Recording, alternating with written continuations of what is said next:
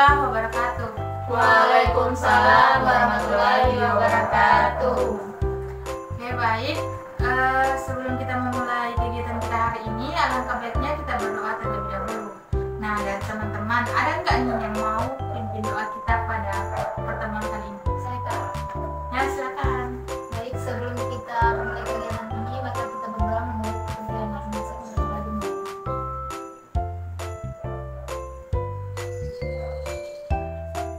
Doa selesai. Oke, terima kasih karena sudah memimpin doa pada pertemuan kita pada kali ini. Selanjutnya, kita akan memperkenalkan diri masing-masing. Nah, perkenalannya itu dimulai dari nama dan diikuti dengan moto hidup masing-masing. Oke, apakah teman-teman bersedia? Sedia. Oke, baik. Saya persilakan dari sebelah kiri saya terlebih dahulu. Oke, halo teman-teman. Halo. Perkenalkan, nama saya Stefania Hema, biasa dipanggil Fani. Moto hidup saya, jangan berhenti belajar karena tidak ada kata terlambat untuk belajar. Oke, baik. Selanjutnya, Halo teman-teman. halo. Perkenalkan, nama saya Nuruli, biasa dipanggil Iwan. Moto hidup saya belajar dari kegagalan, jangan takut gagal dan coba lagi. Oke, selanjutnya, Halo teman-teman. Halo. Perkenalkan, nama saya Sreningsi, biasa dipanggil Astria atau Tria. Moto hidup saya, berproseslah untuk menuju hasil yang baik. selanjutnya. Halo teman-teman. Halo. Perkenalkan, nama saya Fauzia Satutri. Teman-teman bisa panggil saya Zia. Moto hidup saya, jika Anda takut untuk gagal, maka Anda tidak cocok untuk menjadi orang sukses. Oke, terima kasih semua. Perkenalkan, nama saya Nadia. Teman-teman bisa panggil saya Kak Nadia, ibu atau dari kenyamanan teman-teman. Nah, moto hidup saya, tidak ada yang tidak mungkin di dunia ini selagi kita berusaha. Oke, saya ulang sekali lagi ya. Ini Kak Fani, ini Kak Yowan, ini Kak Astria, dan ini Kak Fauzia. Oke, teman-teman sudah tahu apa yang akan kita lakukan hari ini? Belum.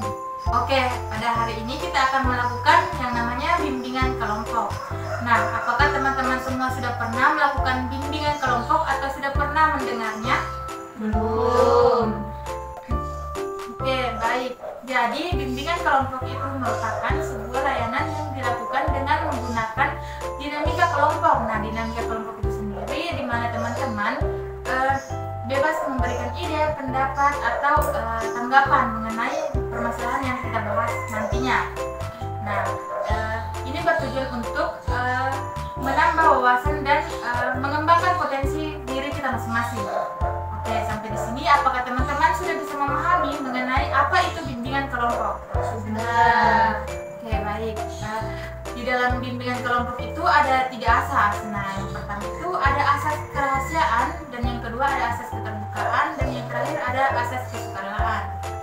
Nah, asas kerahasiaan ini di mana teman-teman bebas memberikan ide, pendapat, atau menceritakan beberapa pengalaman teman-teman tanpa harus khawatir akan tersebar luas, karena itu hanya cukup di tempat kita ini dan tidak boleh dibawa keluar dari tempat bimbingan kita pada kali ini. Nah, selanjutnya ada asas keterbukaan. Jadi, asas keterbukaan itu di mana teman-teman harus dengan terbuka memberikan pendapat, ide, dan apapun itu di tempat ini. Oke, selanjutnya yang terakhir ada asas kesukarelaan. Nah, asas kesukarelaan ini di mana teman-teman datang dengan sukarela ke tempat ini tanpa ada paksaan dari manapun, dan di mana teman-teman juga dengan sukarela memberikan pendapat atau ide pada bimbingan kali ini. Nah, saya mau tanya dulu, apakah teman-teman datang di tempat ini atas paksaan atau datang dengan keinginan sendiri? Sendiri. Terima kasih. Oke, pada pertemuan kali ini kita akan menggunakan waktu selama 45 menit. Apakah teman-teman sepakat? Sepakat. Oke, terima kasih. Oke, baik teman-teman. Karena saya melihat teman-teman masih tegang, apakah kita boleh melakukan ice breaking terlebih dahulu?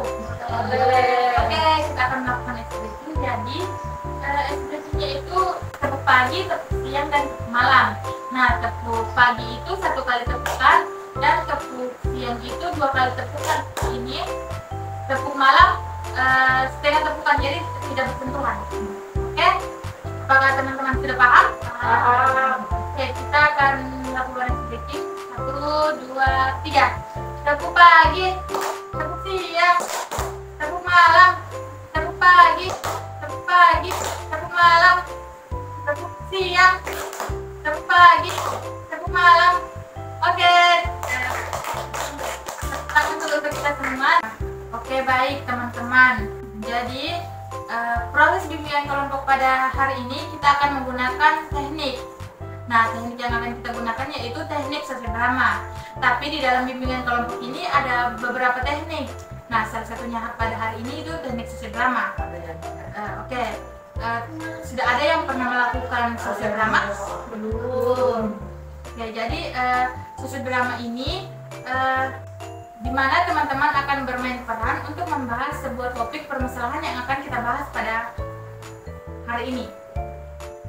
Nah, topik yang akan kita bahas pada hari ini yaitu mencegah kecanduan sosial media. Oke, di sini karena kita menggunakan teknik sosiodrama, jadi di sini saya menyiapkan beberapa naskah untuk teman-teman bermain peran.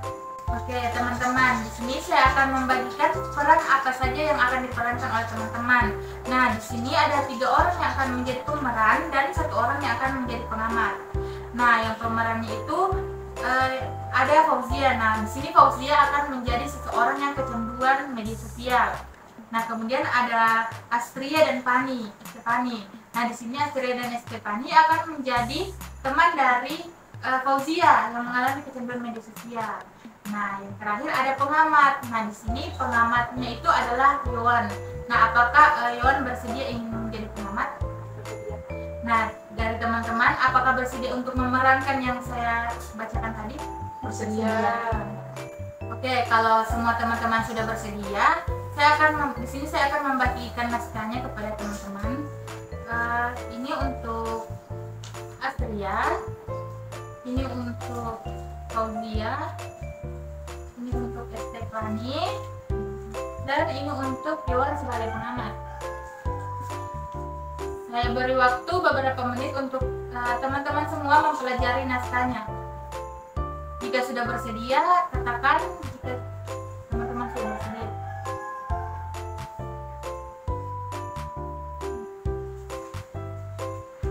Jika ada kendala, teman-teman bisa memberitahu saya.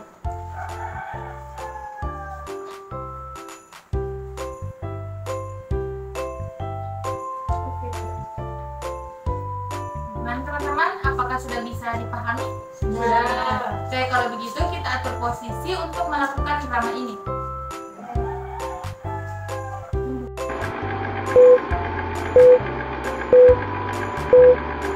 Mani habis ini kamu kemana? Tidak ada sih, kayaknya saya langsung balik rumah juga. Kamu balik kamu? Oh iya, saya mau balik. Mau kerjakan tugas yang dikasih Bu tadi kan? Oh iya, kerja tugas yang tadi. Iya, saya juga kayaknya. Yuk, tahu. Semoga sih, semoga aku gampang. Iya, banyak tugas yang kita lakukan. Halo guys. Halo Zia. Kamu tahu tadi Mama habis upload status di Facebook, tapi kayak sedikit sekali like-nya, kayak tidak kayak biasanya. Macam biasa itu deh. Ini kayak sok ketergantungan kecanduan media sosial sekali. Kamu tahu saya tidak bisa tidur tadi malam berpikirkan ini, kayak apalagi saya mau upload begitu ya, kayak semua saya.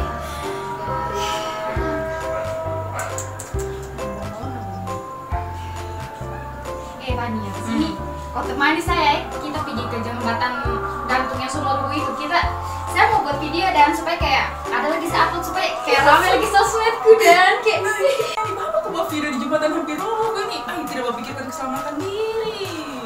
Ya begitu sih. kok ini tidak masuk di akal sekali ya Bapak, kau gak teko sayangi nyawamu. Iya, sayangi nyawamu Zia, bukan mata hatimu Zia. Bahaya itu. Sebenarnya saya juga bingung sih, kayak ya saya tidak tahu bagaimana, dan tapi kayak ya sudah, saya bingung apa yang saya mau upload lagi gitu. Ya, Saya rasa jangan itu berlebihan Zia. iya,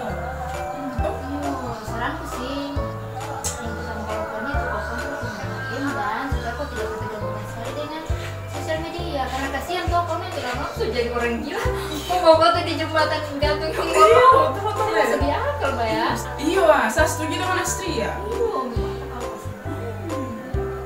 Oke, dan nanti saya coba dan teman-teman nanti juga ya, karena saya suka begini dan kayak terlalu aneh sekali untuk upload yang begitu. Apa? Namanya saja teman, tapi saling memaklumi. Iya, semangat saja. Kasih. Oke, sama-sama. sih. Temukan kau. Anjo, makan dulu kita. Iya, baru Bisa selesai. ya, pulang kita pulang. Makan dulu kita. Nanti ada kalau muncul Ya teman-teman, tadi kan kita sudah melakukan drama. Nah dramanya sangat bagus, kita beri aplaus dulu. Oke, terima kasih teman-teman karena sudah melakukan dramanya dengan sangat baik. Nah, yang pertama kita akan mendengar tanggapan dari pengamat. Ya, silakan kepada pengamat. Oke, baik, dari tadi teman-teman sudah menampilkan perannya dengan baik. Teman-teman juga sangat menghayati perannya masing-masing sehingga perannya berjalan dengan baik. Oke, terima kasih Iwan karena sudah menjadi pengamat dan memberikan tanggapannya. Nah, dari teman-teman yang berperan tadi nih, saya ingin bertanya, pelajaran apa yang teman-teman bisa petik dari masing-masing peran yang kalian perankan? Saya persilakan kepada pemeran utama terlebih dahulu nih yang mengalami kecanduan media sosial. Rogia. saya yang dapat saya ambil tadi itu mungkin kita lebih kayak gitu kan kita bermain sosial media kayak kita tidak perlu segala aktivitas yang kita lakukan itu kayak harus kita upload di sosial media, jadi kayak tidak perlu apapun yang kita lakukan itu ditahu sama semua orang. Oke. Itu saja kemudian. Oke, selanjutnya apakah masih ada yang pakai? Silakan. Tadi dari drama yang sudah diperankan, saya sebagai temannya Fauzia yang mengalami kecanduan media sosial, pelajaran yang bisa saya ambil itu bahwa seperti yang dikatakan Fauzia tadi, kita tidak perlu segala aktivitas yang kita lakukan kita tidak perlu meluangkannya di dalam media sosial, karena hanya untuk demi mendapatkan likes, viewers yang banyak, kita rela mungkin bisa jadi membahayakan diri kita sendiri hanya untuk sebuah popularitas.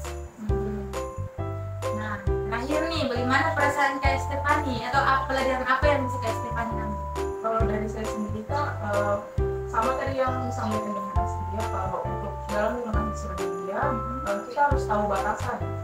Jangan sampai apa yang kita lakukan untuk memposting sesuatu di sosial media itu merugikan diri kita sendiri. Ya, betul sekali. Jadi betul sekali yang teman-teman bilang bahwasanya sangat disayangkan dan sangat fatal jika kita mengalami kecanduan media sosial seperti yang teman-teman tadi perankan sampai ingin membahayakan dirinya sendiri. Nah, selanjutnya nih, saya ingin mendengar apakah ada pengalaman dari teman-teman mengenai kecanduan media sosial ini, mungkin dari teman sendiri atau dari keluarga sekitar, lingkungan sekitar, atau teman sendiri yang mengalaminya seperti itu. Ya, kalau saya sendiri, kalau bicara tentang kecanduan media sosial, kalau saya sendiri, ya saya merasa saya kecanduan dengan media sosial karena setiap hari saya meluangkan banyak waktu untuk menggunakan media sosial, entah itu untuk scroll IG atau FB atau bahkan bermain game online, itu yang paling sering sih. Oke. Di sini saya mau tanya nih sama teman-teman. Dalam sehari itu paling lama teman-teman bermain sosial media sampai berapa jam? Kalau saya kayaknya lebih dari 10 jam deh, soalnya saya sering menggunakan. Oke, ya. Kalau saya sih waktunya itu tidak bisa diperkirakan, tetapi mungkin lebih banyak waktunya ke media sosial. Itu kadang biasa kalau istirahat pegang HP, scroll IG itu paling nanti tidur atau makan dan kerja tugas. Ya, terima kasih. Selanjutnya, Sama dengan tadi yang dibilang dia itu saya tidak bisa memperkirakan berapa jam saya menggunakan media sosial, tapi kalau misalnya saya tidak sedang mengerjakan sesuatu itu saya tidak ada yang saya lakukan selain dengan media sosial. oke. Terima kasih. Selanjutnya, Dewan. Oke, kalau saya Kak, kalau dalam menggunakan media sosial itu sama seperti mereka tidak bisa diperkirakan. Jadi kayak kalau ada waktu-waktu kosong begitu saya lebih banyak menggunakan media sosial, apalagi hari minggu begitu saya lebih sering menggunakan media sosial. Nah, oke. Dari tanggapan teman-teman tadi nih, kalian termasuk tidak nih ke dalam kecanduan media sosial? Termasuk sih. Ya, nah selanjutnya kita akan membahas mengenai apa sih dampak dari penggunaan media sosial ini secara berlebihan, dampak negatif ya yang kalian alami atau yang menurutnya kalian nih, pengetahuannya kalian. Ada yang bisa memberi tanggapan? Oke, silakan. Mungkin dampak negatifnya itu kan kalau HP itu kan punya radiasi ya, jadi kalau sudah sering pakai HP mungkin radiasinya itu bisa menimbulkan efek negatif pada mata, kemudian mungkin kepala juga sakit seperti itu. Oke, selanjutnya apakah masih ada selain dari Kak Astria tadi? Saya Oke, silakan Fanny.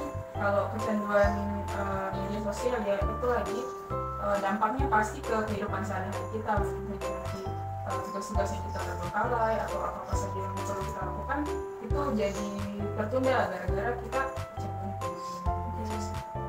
Ya, terima kasih. Selanjutnya oke, sama ya. Nah, betul sekali, dampaknya itu sangat fatal ya sebenarnya kalau kita mengalami kecanduan media sosial. Nah, dari beberapa penjelasan kakak-kakak tadi nih, ada juga loh beberapa dampaknya, yaitu yang pertama itu kesulitan untuk berkonsentrasi. Jadi kalau kita sudah kecanduan media sosial itu kadang tangannya kita itu hanya handphone terus. Nah, di situ kita sulit untuk berkonsentrasi. Nah, salah satunya saja itu adik saya di rumah biasa kalau disuruh ambil nasi malah pergi ambil air minum gitu kan, itu salah satu contohnya. Nah, kemudian itu biasa itu komunikasi kita itu agak renggang karena biasanya itu biar tetangga tidak chat juga, bahkan contohnya saja kita satu rumah itu cuma beda kamar saja kita saling chat, tidak melakukan konsentrasi secara langsung, jadi tidak melakukan komunikasi secara langsung, jadi itu bisa menyebabkan hubungan kita jadi renggang, hubungan komunikasinya kita. Nah, kemudian itu pola makan kita jadi tidak teratur. Teman-teman rasa tidak sih yang mengalami nih ya, bahwa kalau kita kecanduan media sosial itu pola makan kita jadi tidak teratur. Jadi kita makan itu di saat betul-betul kita sudah lapar sekali karena kita lebih fokus bermain media sosial. Nah, oke, yang terakhir itu istirahat jadi terganggu. Nah, kan kadang kalau kita sudah kecanduan media sosial itu kadang tidak pikir jam tidurnya kita segini. Biasa kita itu bahkan tidak tidur cuma karena bermain media sosial. Apakah betul teman-teman? Betul. Jadi teman-teman semua sudah paham mengenai dampak dari penggunaan media sosial yang berlebihan. Ya, sudah. Nah, teman-teman kan sudah tadi membahas mengenai dampak nih. Ada nggak nih tips dari teman-teman agar kita tidak mengalami kecanduan media sosial? Ada? Silakan. Kalau saya sih tipsnya itu mungkin kita lebih fokus ke pendidikan.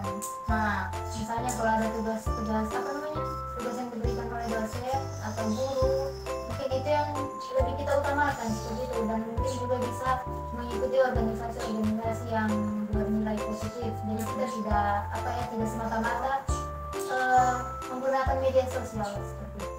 oke.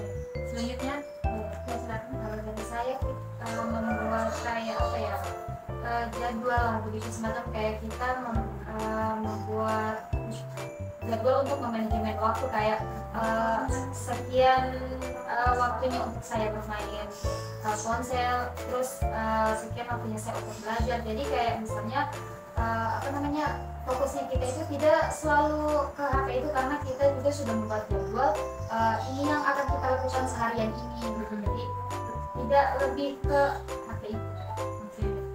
Selanjutnya, Kalau saya sama seperti yang disampaikan dia tadi, itu pentingnya mengatur jadwal kita dalam penggunaan handphone maupun jadwal sekali ya teman-teman.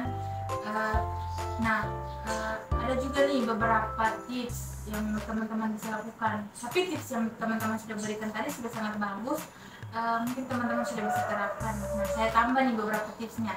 Jadi teman-teman bisa memulai hidup baru yang tidak berkaitan dengan media sosial. Jadi menggunakan media sosial itu tidak apa-apa, tapi mungkin kita akan memulai sesuatu yang baru tanpa terlalu bergantung kepada sosial media. Nah, kemudian itu seperti yang dikatakan Kak Fauzia tadi, bahwa kita harus mengatur jadwal atau membuat jadwal untuk melakukan segala aktivitas setiap harinya. Jadi kita tahu bahwa bermain sosial media itu hanya bisa sampai segini, dan kita harus konsisten. Kalau memang cuma 1 jam waktunya bermain media sosial, jangan dilebihkan kalau memang tidak perlu sekali. Oke, selanjutnya kalau bisa memperbanyak aktivitas di luar rumah.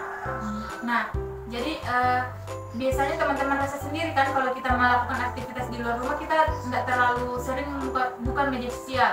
Paling kita hanya buka untuk melihat informasi saja sebentar. Nah, oke, dari beberapa tips tadi yang sudah teman-teman sudah berikan dan saya juga sudah berikan, apakah kita bisa terapkan dalam kehidupan sehari-hari kita? Bisa.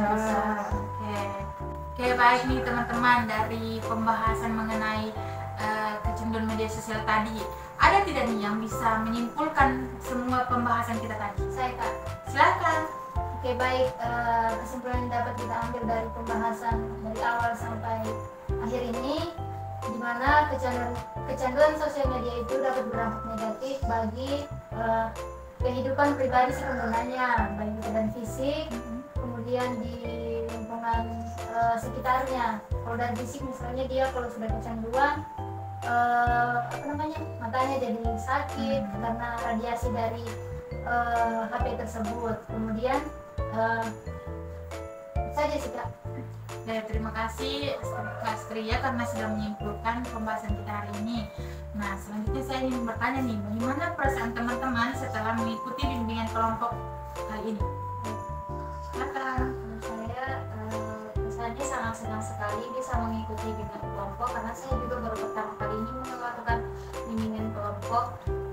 Juga dapat kayak ilmu yang baru, kayak tips-tips supaya tidak terlalu kecanduan sama media sosial. Terus juga sama sekali tadi bisa ikut bermain peran, jadi kayak bisa tahu apa dampaknya dari kecanduan dari media sosial ini.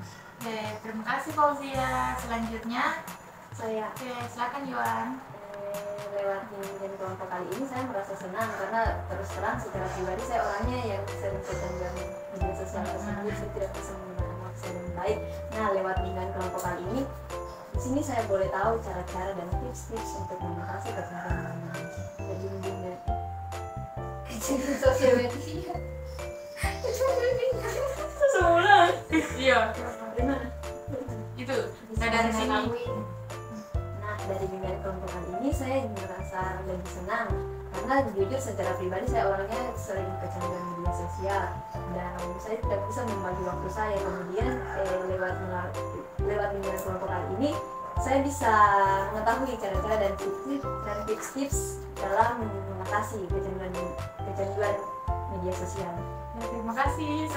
Oke, yang terakhir nih, silakan Kak Fani. Oke, kalau dari saya sendiri, saya merasa senang ya dengan proses bimbingan pada hari ini, di mana kita mengangkat satu topik yang memang sering terjadi di kehidupan kita sehari-hari, mengenai kecanduan media sosial dan juga tadi sempat bermain peran juga. Saya sangat senang, apalagi di bagian bermain peran itu, dan melalui bimbingan kali ini juga saya jadi tahu beberapa tipsnya untuk mengatasi dampak kecanduan media sosial. Oke, terima kasih semua teman-teman. Nah, terakhir nih, apakah masih ada yang ingin ditanyakan lagi sebelum kita tutup? Tidak. Oke, terima kasih teman-teman. Karena waktu juga sudah cukup, jadi proses bimbingan kali ini kita cukupkan sampai di sini. Karena tadi kita sudah memulai dengan doa, jadi sebaiknya kita tutup dengan doa juga. Siapa yang ingin memimpin doa? Menutup? Silahkan. Teman-teman, untuk proses bimbingan kita kali ini saya berdoa menurut keadaan dan keyakinan kita masing-masing, berdoa dengan baik.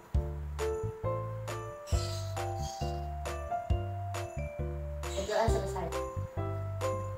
Oke, saya tutup dengan ucapan Terima kasih dan assalamualaikum warahmatullahi wabarakatuh. Waalaikumsalam warahmatullahi wabarakatuh.